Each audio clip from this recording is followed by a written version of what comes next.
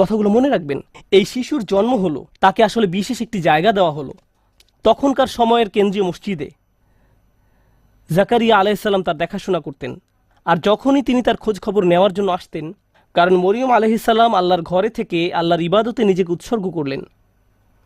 কুল্লামা দাখালা আলাইহা জাকারিয়াল মেহরাব ওয়াজাদা ইনদাহা রিজকান।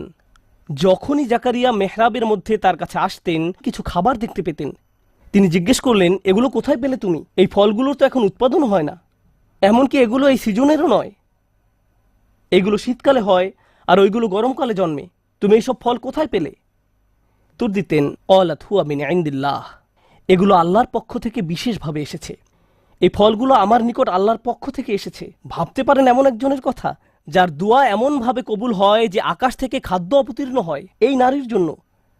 তাই যখন ওই বোন আমাকে বলছিলেন তার দোয়া কবুল হয়ে যায়, আমি সাথে সাথে মরিয়ম সালামুন আলাইহার কথা মনে করলাম।